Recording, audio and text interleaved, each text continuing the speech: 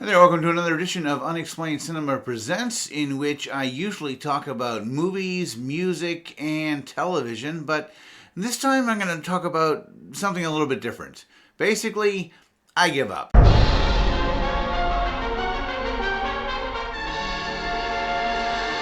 Now, what do I mean by I give up? I mean, I give up. I really do.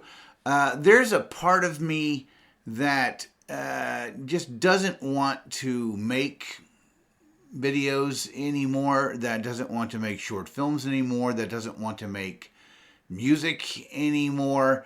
And a lot of it has to do with just the absolute futility of it all.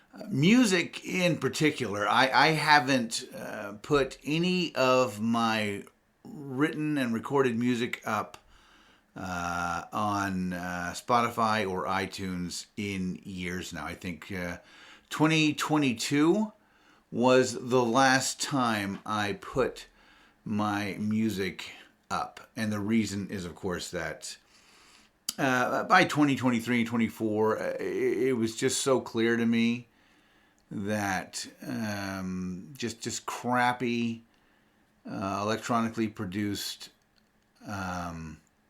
shit was taking over.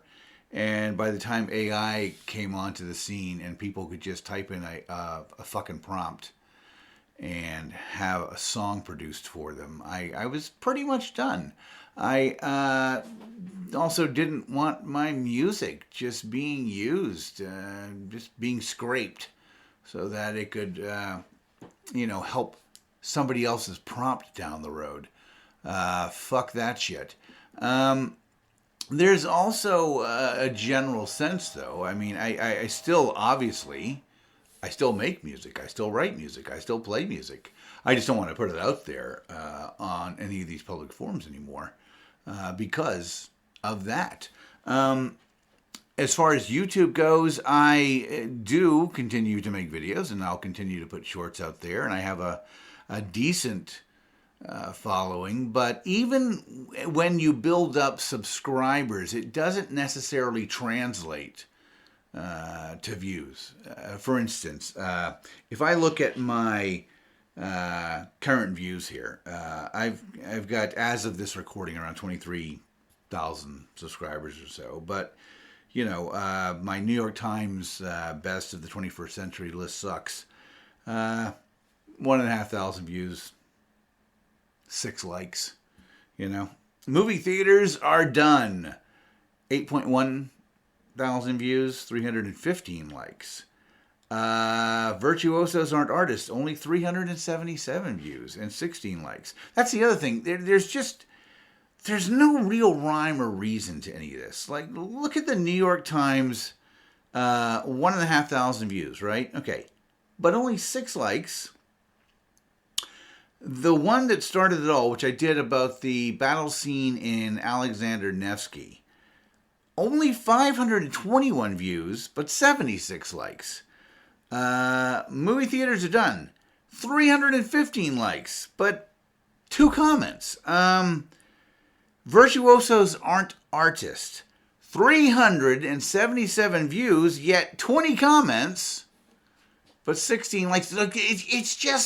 It's so random. You just don't even know what to do, what to think, how to take any lessons from any of it. What do people watching my channel want to see? Based on the likes, the comments, and the views? I couldn't even come close to telling you. I have no idea. None. Zero. And one of the reasons I have zero idea is because the algorithm has been so flooded with slop, with crap, with faceless channels that having someone click on your video, it's almost just random chance at this point, which means you might rack up fewer views but have more engagement with one video, rack up a lot more views and have no engagement with another video. Let me put it to you this way. If you're a small channel, if you're just trying to get started and you've watched all of those videos about Here's what you do if you're a small channel. These are the ways you make yourself go viral. Just stop. Those channels, those videos are just total horseshit from top to bottom. And I'm not even saying that the people making them are intentionally trying to deceive anybody. What I'm saying is, even if they think what they're saying is right, it's not. It really isn't. There is now a point we have gotten to with YouTube and Instagram, with TikTok, with pretty much all social media, where being selected to be viewed is absolute fucking random chance. It really is. It is random chance. And you also, of course, have the added level of futility in knowing that it may be selected by some data scraping bot that's just looking to cull content for its own faceless video that it can make later. I mean, I wouldn't be surprised if some of the topics that I have covered in my videos that have like 8,000 views or 15,000 or 20,000 have been data mined by some bot that produced a faceless video on the same exact topic and got 5 million views. I mean, there's no way I would be comfortable doing this as a faceless channel. I would have already just given up. The one thing that non-faceless channels have going for them is the creator themselves are there in the video. Faceless channels just seem like an absolute magnet to be data mined. I don't even know why you would do that. Just show yourself. No, none of us are freaking runaway models. Who cares? Just talk to the camera. Come on. Unless you're making videos that are so volatile you're afraid you're going to be like hunted down or something, just do it. But that's another reason in this long rambling video I'm doing here that makes you kind of want to get up is the whole just monetization schemes, the monetization schemes that just run rampant, and it just is deflating to me personally, because I don't do any of that stuff. I've got plenty of views and plenty of subscribers so that I get all the offers. I open up my email and there's yet some other fucking entity asking me if I want to, do a 1 minute long ad on my channel for them. And I just never even respond to those. And I think one of the reasons I don't respond to those, one of the reasons I am not here to make money off of ad revenue, is because, for one thing, if you're not a premium channel, if you don't have a premium subscription to YouTube, then you've got to watch commercials during the videos. And if you already have to watch commercials and you can't fast forward past them, to me it's like adding insult to injury to put a commercial in the video itself. And that's why I don't do it. And also it restricts what you can talk about. For instance, already several times in this video I think I've said the word fuck. And that's fine, because I'm not looking to monetize this motherfucker. So it doesn't fucking matter. I get tired of the bleeps and the weird noises over profanity because people are terrified their monetization is going to be taken away. Who gives a shit? Look, I mean, if this is your job, I guess I understand. Yeah, but I mean, I don't know. It really holds back what you can talk about. And also, God, it's just the same damn companies over and over, right? VPNs and news outlets that give you both sides of the aisle. Jesus, you know what I'm talking about, right? I'm not even going to say their name. I am so sick of hearing about that one. God, you can see those lead-ins coming from a mile away. Which reminds me, I discovered this story when I was reading it today, which I found on the site, blah, blah, blah. They give you details on where the political leaning is of the site you're reading. And it's like, yeah, you know what? I have a brain in my fucking head. I kind of know where I'm getting my news from. Thanks anyway to me. Please stop advertising it to me. Thanks. So there's a part of me that just does kind of want to give up. I don't want to do the videos anymore, but I keep doing them because I do want to do them. I enjoy talking about movies. I've enjoyed writing about movies for years as a film historian and a writer and a blogger. And I guess I will keep doing it. But there's a sense of futility that just wasn't there before. That is kind of overwhelming now. As I put out videos and find that there's just no rhyme or reason to what gets watched and what doesn't, to what gets commented on and what doesn't, to what gets liked and what doesn't. There's no rhyme or reason to it anymore. AI and the countless monetized Faceless channels have just absolutely taken over and corrupted the algorithm in a way that it makes it seemingly impossible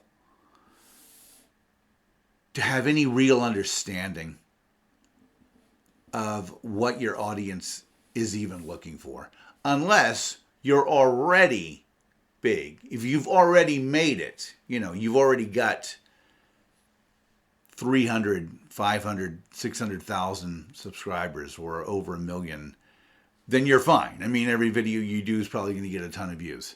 But if you haven't made it there yet, good luck trying to figure out what in the hell you're supposed to be doing and what you're not. It's an absolute crapshoot. I did recently put up some short films on my channel that I have worked on over the years. I put up my animated short film set of Lazine. It won Best Animated Short at a couple of festivals, was nominated at several others. And I think actually one of the things I'm most proud of with it was not one of its wins, but the fact that it was the United States entry for Best Short Animated Film for the Montecatini Short Film Festival, which is the oldest short film festival in the world. It started in 1949, I think. There were 10 nominations for Best Animated Short, each one from a separate country. And of those 10, Seta Lazine came in third in the voting. So I was very, very pleased with that. It's a great festival. It goes on for a whole week. It's probably, I honestly, it's the best short film festival out there. So I was very happy about that. And I made that in 2023. And the reason I bring that up in this ranting, rambling video is because that's another thing I would just not even attempt to do now. It was animated. And when I say animated, I mean that very broadly, because it was just me working on it, essentially, which means I basically was just putting together pictures on my computer with my drawing pad. And I had no time nor facilities to actually animate frame by frame. So if you watch Seta Lazine, what you're actually getting is just, a drawing I made that is kind of, moving, or two drawings kind of multiplaning past each other. That was pretty much the limits of my capacity with doing the animation. That was about as far as I could go, and it still took me months. And the fact that you could make Seta Lazine now by throwing together AI clips in seconds just depresses the living hell out of me. So I put it up, and please give it a watch if you like, and please give it a like if you liked it. I worked with some great people. Elizabeth Nightingale did the final narration of the short, and she did a great job. And I do the vocal work for the the rest of the short, and it was hard work. It was fun to do, but it was also really hard work, and it's just kind of depressing now that something like that is just done with AI now. It's just people prompting. There's no actual, physical work going into putting pictures on a screen. So there's that.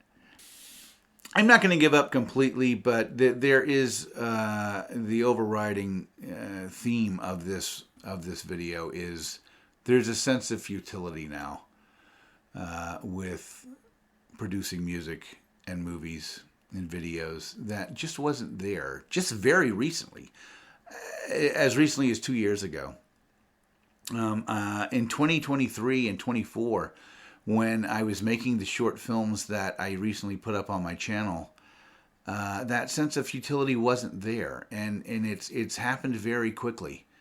Again, as I look at the views on my videos and the comments, the engagement and the likes, it's so completely random as to be chaotic in its description. There's just no rhyme or reason to it at all, none. And it feels like that's a much more recent turn of events. The whole algorithm just seems to have become an agent of chaos at this point. I don't know if this video will get seen. Maybe it'll get 30,000 likes, no comments, and, 40,000 views. Maybe it'll get 20,000 views, but only 4 likes, and maybe 1 comment. Maybe it'll only get 300 views, but 100 comments. Who knows? It's so random now. Who the hell knows? So if you feel like giving up, just know that I totally understand it. I get it. The futility is thick. It is thick in the air now. And I don't know. I'm not quite sure where we go from here. I'm going to keep plugging away at this. I'm certainly never going to become a faceless channel. And for all those of you who are faceless channels, if you're still succeeding, I tip my hat to you, and I hope for the best for you. I hope you don't get completely erased by the faceless AI slop channels out there. That's all I got for now. Sorry that it was just a long kind of rambling rant. If you can, though, I would really appreciate a like and subscribe. Again, if just because I'm an actual creator actually speaking to you, give it a like and subscribe. Let's see how random this one turns out. And as always, drive safely.